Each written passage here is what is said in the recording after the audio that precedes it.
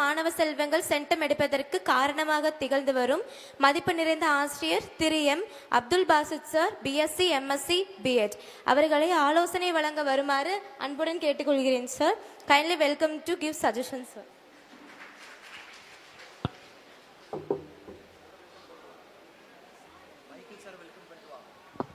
Good evening, ma. Good evening to everybody. இப்போ இங்கே எத்தனை பேர் 10th ஸ்டூடெண்ட்ஸ் எத்தனை பேர் இருக்கிறீங்க? Okay. Higher secondary 11th 12th? Okay, good. So இப்போ எக்ஸாம்ஸ் வந்து பார்த்தீங்கன்னா March 4th onwards public exam for 12th, March 28th onwards public exam for 10th standard, இல்லையா? ஸோ நீ எவ்வளோ நாள் இருக்குங்க? Nearly 50 days for 12th, I think, இல்லைங்களா? 12th ஸ்டாண்டர்டுக்கு இன்னொரு 50 days இருக்கு, 50 நாள் இருக்கு கரெக்டாக. இன்னைக்கு January 5, February 5, March 5, இல்லைங்களா? இடையில ஒரு 10 days விட்டுருங்க, ப்ராக்டிகல்ஸ்னு போயிடும். இப்போ ஒரு 50 days இருக்கு.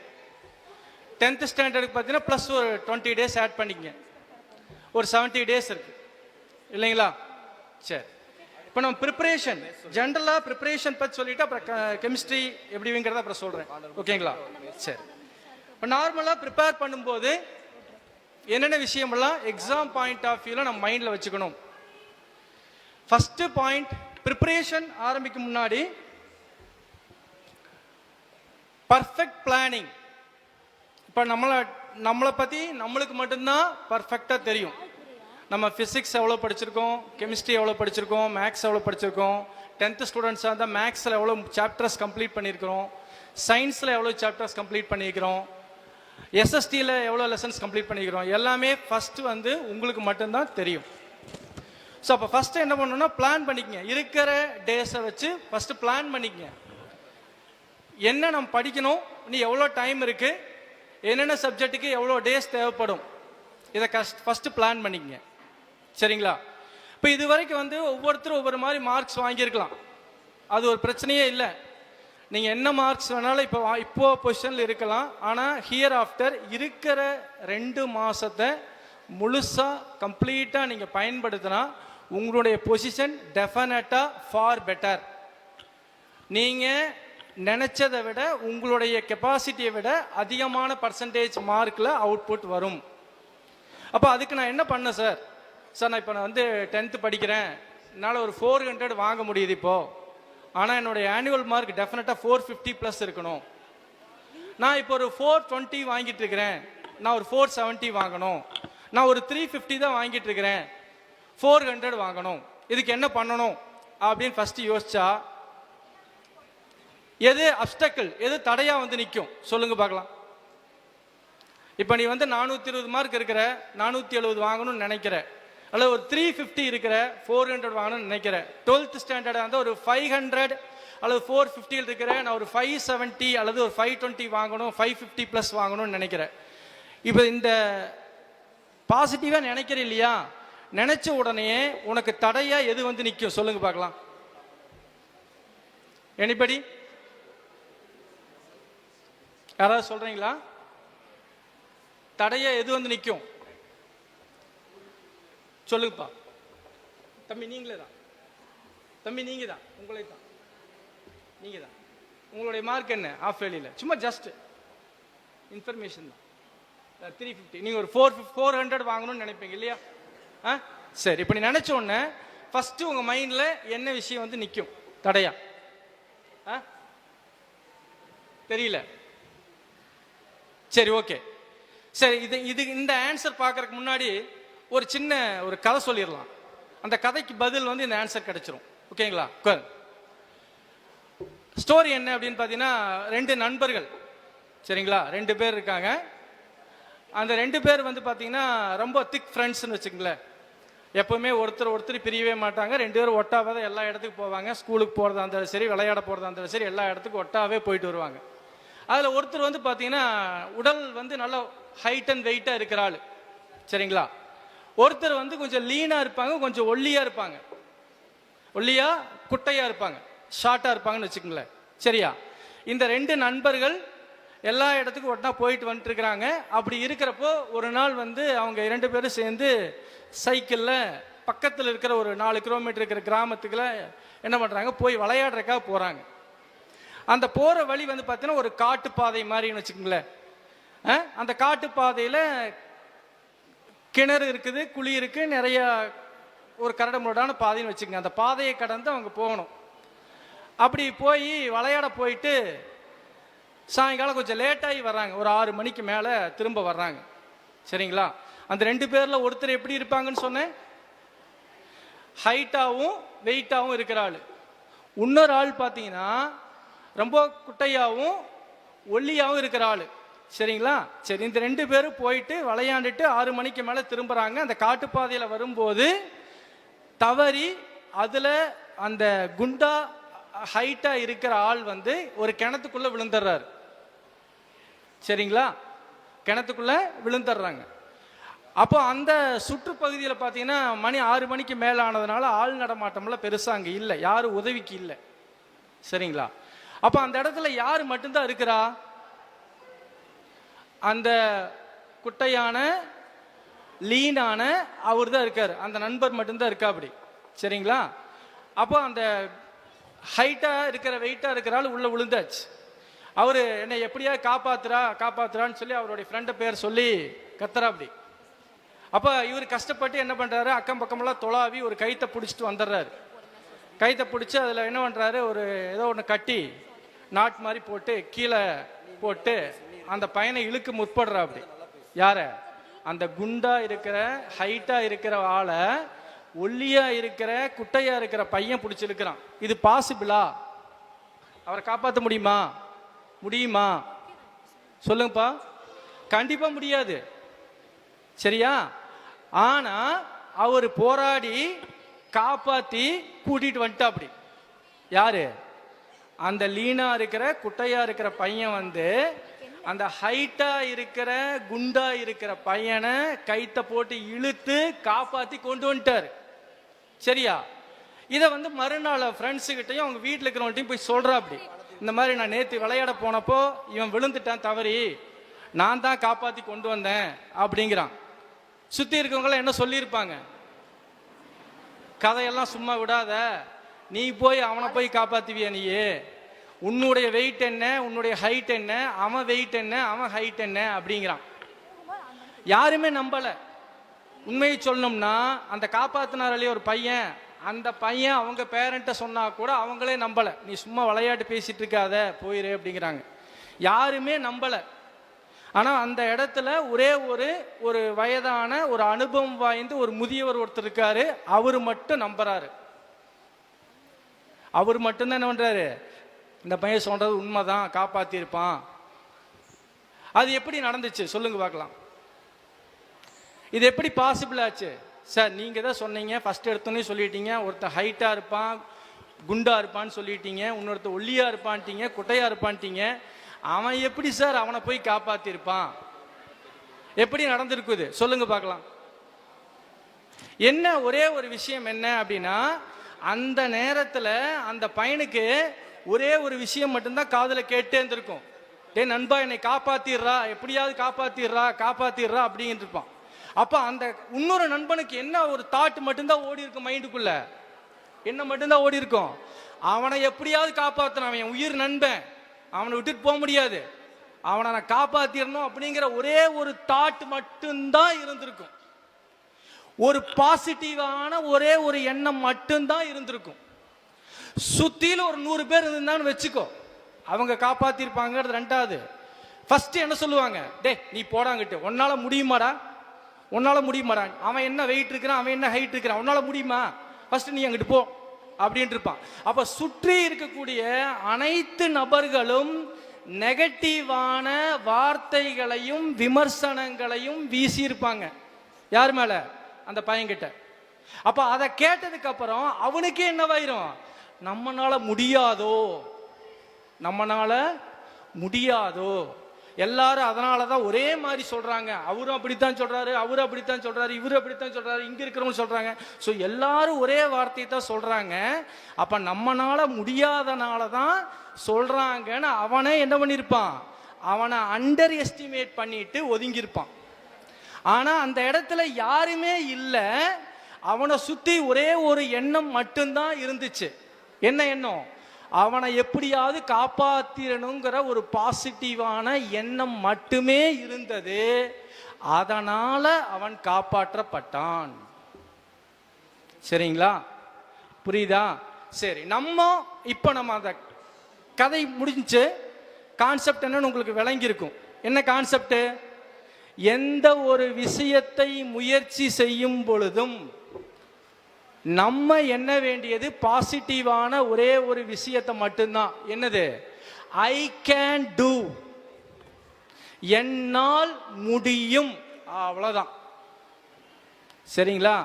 அப்ப அந்த இடத்துல சுத்தியில ஒரு 4 பேர் இருந்திருந்தா அவனால முடியாதுன்னு சொல்லியிருப்பான், அவனால கண்டிப்பா காப்பாற்ற முடிச்சிருக்காது. சரிங்களா? இப்போ நம்ம ஒரு மார்க்கில் இருக்கிறோம், நம்ம முயற்சி பண்ணி இந்த மார்க் வாங்கலாம்னு நினைக்கும் போது முதல் தடங்கள் எங்கிருந்து வரும் சொல்லுங்க பார்க்கலாம்?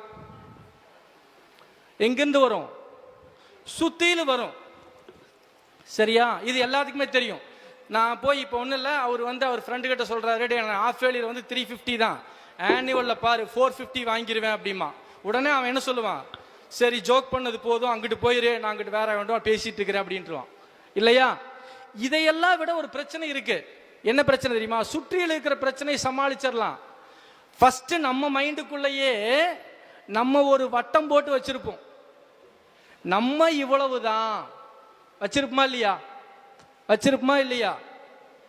சொல்லுங்க பார்க்கலாம்.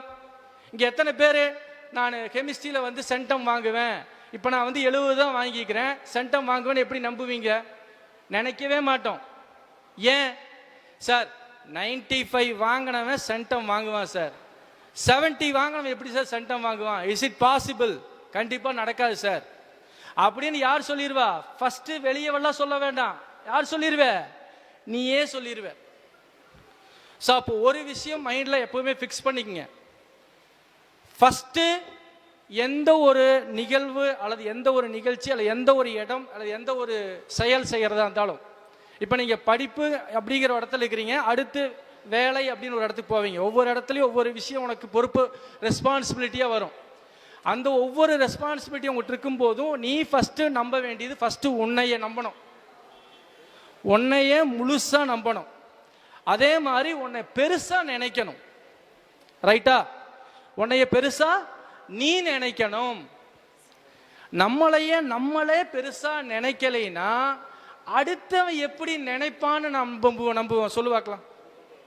நம்மளே பெருசா நினைக்கிறப்பா, நான் 350 வாங்கிட்டு இருக்கிறேன், 400 தான் வாங்குவேன்னு நினைக்கிறேன் இல்லையா? அப்புறம் எப்படி உன் ஃப்ரெண்டு உன்னை 450 வாங்குவேன்னு நினைப்பான்? நடக்குமா? நடக்கவே நடக்காது. அப்போ ஃபர்ஸ்ட் நம்ம பண்ண வேண்டிய விஷயம் என்ன அப்படின்னா, முதலில் உன்னை உயர்வாக நீ நினைச்சுக்கோ. சரிங்களா? சரி, நான் உன்னை உயர்வா நினைச்சா போதுமா சார்? வெறும் தாட் மட்டும் இருந்தா போதுமா? எண்ணம் மட்டும் இருந்தா போதுமாயா? நான் 450 வாங்கிடுவேன், 500 வாங்கிடுவேன், சென்டம் வாங்கிடுவேன் அப்படிங்கிற எண்ணம் மட்டும் இருந்தா போதுமா? டெஃபினட்டா கிடையாது.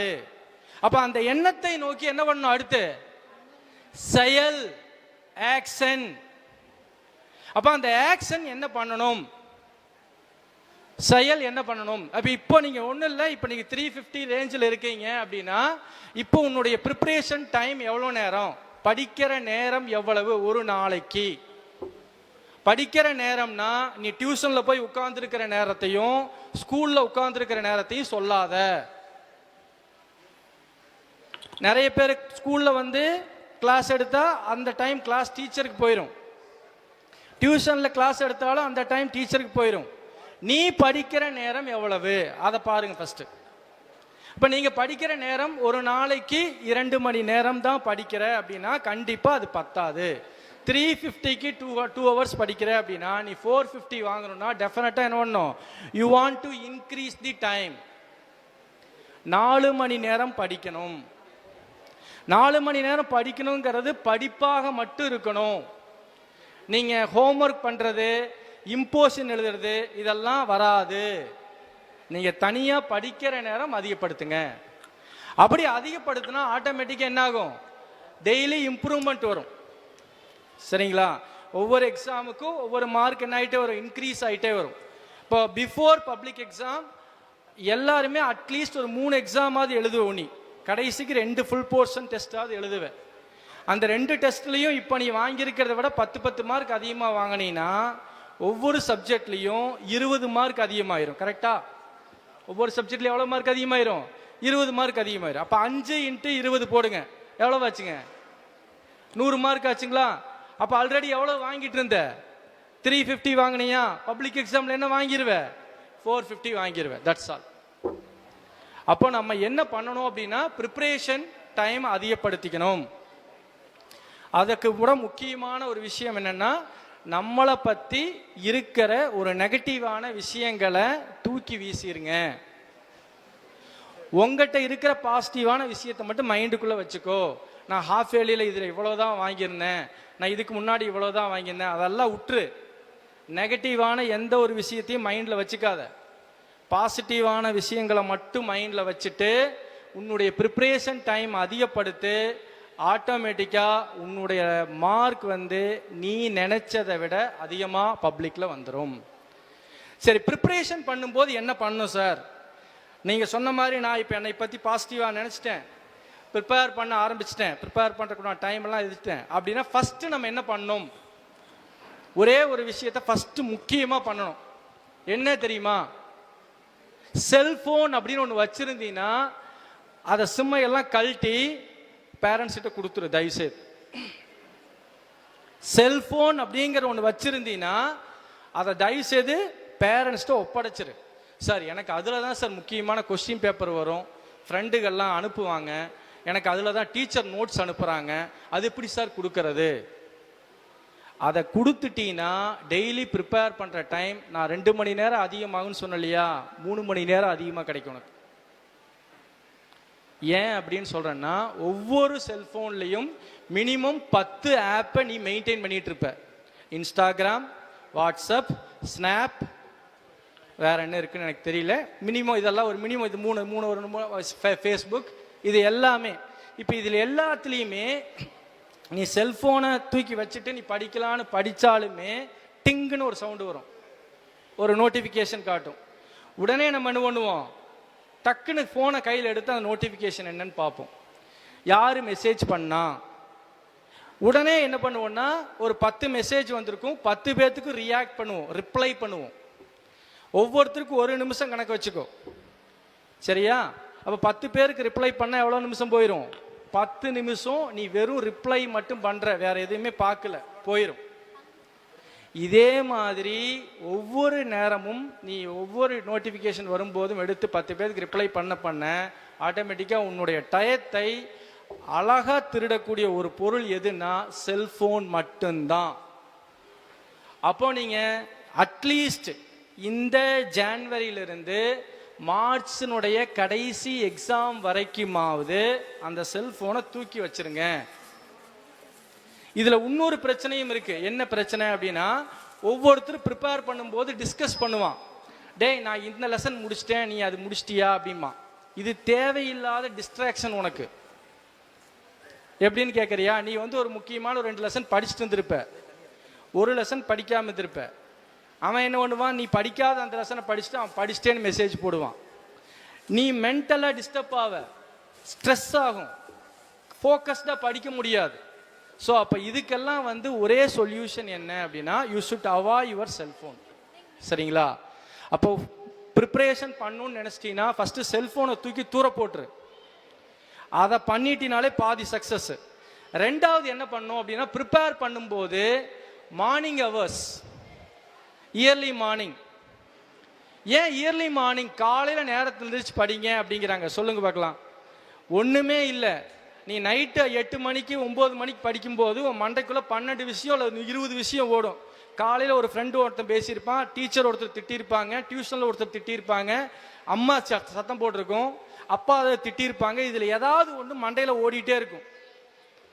விடிய காலையில் இயர்லி மார்னிங் 4 o'clock, 4:30, 5, 5 மணிக்கு எந்திரிச்சு உட்காந்துன்னா உன் மண்டைக்குள்ளே எந்த கசகசப்பும் இருக்காது, எந்த டஸ்ட்டும் உன் மைண்டில் இருக்காது. Fresh mind. It accept anything easily. ஈஸியாக எதை கொடுத்தாலும் அக்செப்ட் பண்ணிக்கும். அப்போ நீ ஹார்டான சப்ஜெக்ட் எல்லாமே அந்த மார்னிங் டயத்தில் படிச்சின்னா நல்லா ஈஸியாக படிச்சிடலாம். அப்போ ப்ரிப்பேர் பண்ணும்போது நல்லா மைண்டில் வச்சுக்கங்க, எந்த சப்ஜெக்ட் படிச்சினாலும் பிரச்சனை இல்லை. அந்த சப்ஜெக்டில் உனக்கு எது இந்த கொஷின் முக்கியமான 10 மார்க்குன்னு 5 மார்க்குன்னு சொல்லிக்கிறாங்க, ஆனால் அது எனக்கு மற்ற டயத்தில் படித்தா புரிய மாட்டேங்குது அப்படின்னா நீ அந்த டயத்தில் எடுத்து படிச்சுப்பார், புரியும். சரிங்களா?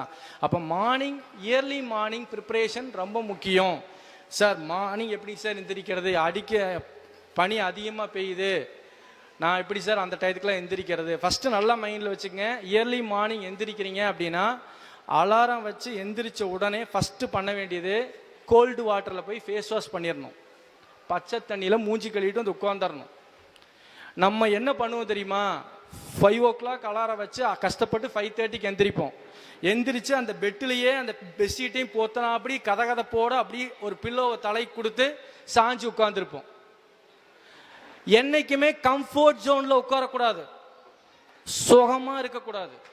இருந்தோம்னா மைண்டு வேலை செய்யாது உனக்கு. அப்போ உனக்கு என்னன்னா, அப்போ என்னன்னா கொஞ்சம் இன்னொரு அரை மணி நேரம் மட்டும் படுத்துட்டு தூங்கி எந்திரிச்சிட்டு 6 மணிலேருந்து படிக்கலாம் அப்படின்ப. அப்படி நீ 5:30 மணிக்கு படித்தினா வழக்கமாக எந்திரிக்கிற டயத்தை விட அரை மணி நேரம் தள்ளி எந்திரிப்பேன். இதுதான் நடக்கும். ஸோ அப்போ என்ன அப்படின்னா, ப்ரிப்ரேஷன் பண்ணும்போது இயர்லி மார்னிங் எந்திரிச்சிங்கன்னா கோல்டு வாட்டரில் ஃபேஸ் வாஷ் பண்ணிட்டு வந்து உட்காந்து தனியாக ஒரு சேரை போட்டு உட்காருங்க. அந்த பெட்டில் உட்காந்துட்டோ அல்லது சாஞ்சிட்டோ படிக்கிறத அவாய்ட் பண்ணுங்க. சரிங்களா? அப்போ ப்ரிப்பேர் பண்ணும்போது பண்ண வேண்டிய முக்கியமான விஷயத்தில் இதுவும் ஒன்று. இயர்லி மார்னிங் எந்திரிச்சு ஹார்ட் சப்ஜெக்ட் படிங்க. அதுக்கப்புறம் இந்த மாதிரி ப்ரிப்பேர் பண்ணுங்க. ப்ரிப்பேர் பண்ணும்போது இன்னொரு விஷயமும் இருக்குது. நம்ம உட்கார்ந்த உடனேயே காலையில் ஒரு ஃபார் எக்ஸாம்பிள் ஒரு 6 மணிக்கு உட்காடுறோம் அப்படின்னா நான் 10 மணி வரைக்கும் தொடர்ச்சியாக படிப்பேன் அப்படின்னா சத்தியமாக முடியாது. அப்போ நம்ம என்ன பண்ணோம் அப்படின்னா ஷார்ட் டைம் கோல்னு ஒன்றும் இல்லை. 6 மணிக்கு கையில் எடுத்து புக் எடுத்து உட்காந்தோம், 2 லெசன் படிக்கணும்னு டார்கெட் வச்சுக்கோ. அந்த 2 லெசன் 2 மணி நேரம் அல்லது 2.5 மணி நேரத்தில் படித்து முடிச்சோன்னா கொஞ்சம் ரிலாக்ஸ் பண்ணிக்கோ. 10 நிமிஷம் ரிலாக்ஸ் பண்ணு அல்லது ஒரு 1/4 மணி நேரம் ரிலாக்ஸ் பண்ணு. ரிலாக்ஸ் பண்ணும்போது என்ன பண்ணிக்கணும்னா ஏதாவது ஒரு கொஷின் பேப்பர்ஸ் எடுத்து அந்த லெசனில் என்னென்ன கொஷின் கேட்டிருக்காங்கிறத ஒரு கிளான்ஸ் ரிவைஸ் பண்ண மாதிரி பார்த்துக்கணும். அதுதான் ரிலாக்ஸேஷன். அதுக்கப்புறம் ஒரு 10 நிமிஷம் கழிச்சு ரெஃப்ரெஷ் ஆகிட்டு மறுபடியும் என்ன பண்ணு, உட்காரு. கண்டினியூஸாக நம்மளால் உட்கார முடியாது. ஸோ அப்போ ஷார்ட் டைம் கோல் வச்சுக்கோங்க. ஒவ்வொரு ப்ரிப்பரேஷன் அப்பவும் ஷார்ட் டைம் கோல் ஃபிக்ஸ் பண்ணிக்கங்க. 2 ஹவர்ஸில் இதை முடிச்சிடறோம், அப்புறம் எந்திரிக்கிறோம், இதை ரிவைஸ் பண்ணுறோம், அடுத்த லெசன் போகிறோம் அப்படின்னு பிளான் பண்ணிக்கங்க. அடுத்து வந்து பார்த்தீங்கன்னா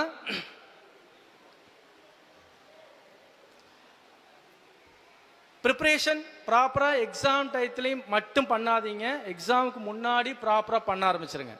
இப்போ இயர்லி மார்னிங் எந்திரிச்சு ஹார்ட் சப்ஜெக்ட்ஸ் படிங்க. அதே மாதிரி எந்திரிச்ச உடனே ரெஃப்ரெஷ் ஆகிட்டு தனியாக வந்து உட்காந்துக்குங்க. சரியா? ரொம்ப முக்கியமான விஷயம், செல்ஃபோனை பக்கத்துலேயே வச்சுக்காதீங்க. சரியா?